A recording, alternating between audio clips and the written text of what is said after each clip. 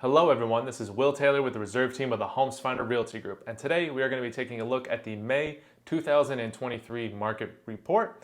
As always, all data is coming from Resides and Core Logic Matrix. This is what we consider to be the MLS, and if there's any data that comes from a different source, you will see that noted on screen. So without any further ado, let's jump in. First things first, the active number of listings. There's no big surprises here. We're hovering right between that 18 to 24. No big dips, no big spikes. We'll talk about this more in just a bit. Up next is the average days on market. We've had some listings that have been on the market for a very long time, working their way through the system.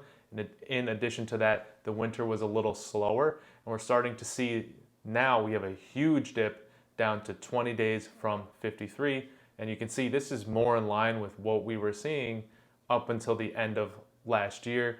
We have some other things that are quite interesting that pair with this data as well. Moving on to the close price to original price ratio.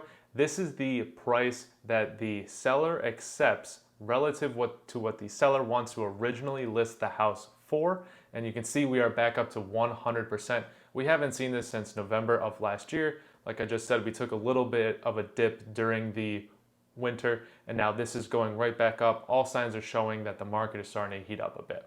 Let's take a look at this data by price range, the median days on market here.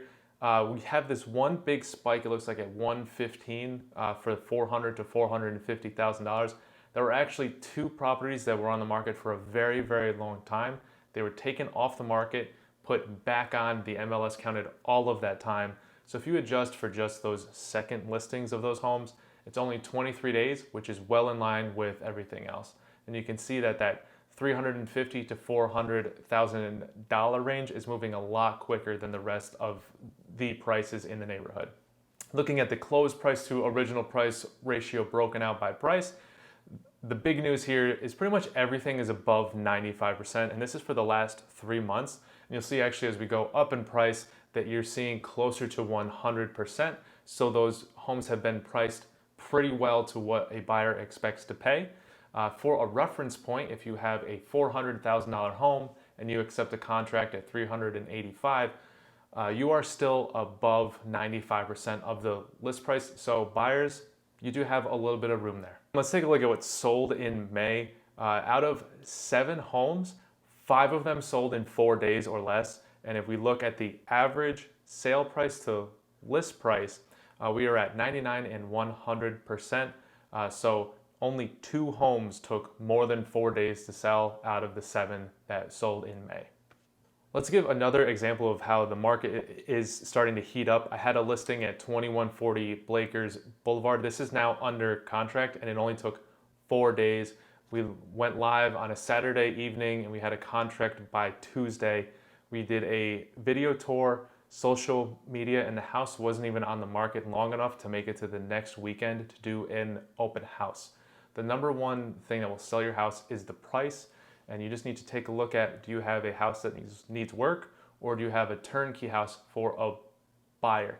If you have a house that needs work and you're trying to price at the turnkey price, the house is just going to sit. You'll ultimately have to lower the price. All right, let's go ahead and take a look at what's available in Cypress Ridge. It's Monday, June 5th. There are 5 homes available. The median days on market is 10 and the average is 23. If you're interested in a full list, go ahead and give me a call or a text and I will get that over to you. So we're going to move into some of the larger scope data here. This is new as well. We're going to take a look at the monthly inventory in Bluffton. So as we can see here, 6 months is what's considered to be a shortage of housing or not. And if you are below 6 months, you are considered to be in a shortage of housing, and Bluffton clearly has that. We are at 3 months of inventory right now, and you could see over the winter, January, February, we were over that 6-month mark, but we are working well below that 6 months now. The other big piece that is going into the pricing of the home and the ability for a buyer to buy is the mortgage rates. This used to be a chart, but I've updated it to be a line graph. It's a little bit easier to see the changes over time. The mortgage rates were decreasing through mid-April, and then they started to steadily rise up through June again. I know there was a lot of talk about the national debt ceiling, and that contributed to the changes in the mortgage rates. But from what I understand, there's been an agreement on the debt ceiling, so we should be all set. Hopefully these will stabilize a bit, but we shall see. There's some more data that's pretty interesting on a national level that could have some impact on the mortgage rates as well. Okay, and some of that data is the Consumer Price Index, also known as the CPI. I normally don't talk about this, but there was big news in April, and that's why I'm going to bring that up here. So first of all, what is it? Well, the CPI is essentially a measure of inflation, and in April we had the smallest increase in the CPI that we've had in the last 12 months. So why is this important? Well, the interest rates were originally raised in response to high inflation as a result of COVID. So if inflation continues to decrease, interest and also mortgage rates would be expected to drop. And basic economics tells us as an interest rate on an asset decreases, that asset price will go up. Meaning if the mortgage rates drop as inflation drops, home prices are expected to go up. If, big if. So we'll bring that into our final thoughts where locally we still have a shortage of inventory, so it's still a seller's market by definition. And then nationally, inflation has slowed for 1 month. So if that trend continues to go, there is potential for lower mortgage rates and there's potential for home prices to climb.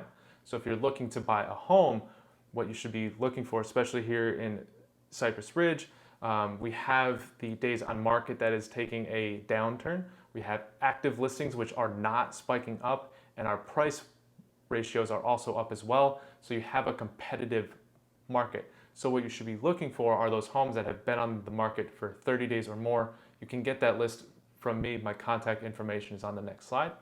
Another way to hedge against all of this is new construction.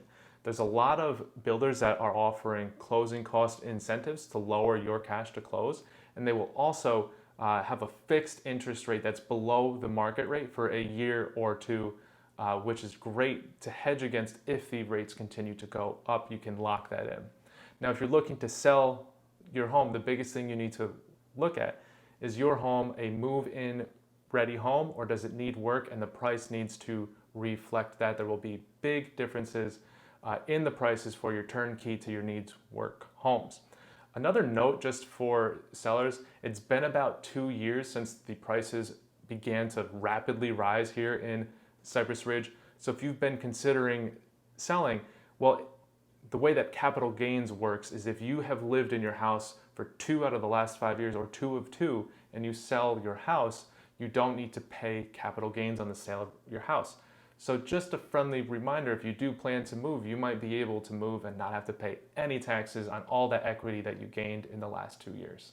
And that wraps everything up. I just want to say thank you all for watching today. My contact information is on the screen here. If you're interested in selling or buying a house in the area, I would love to help, and I will see you all next month. Thank you.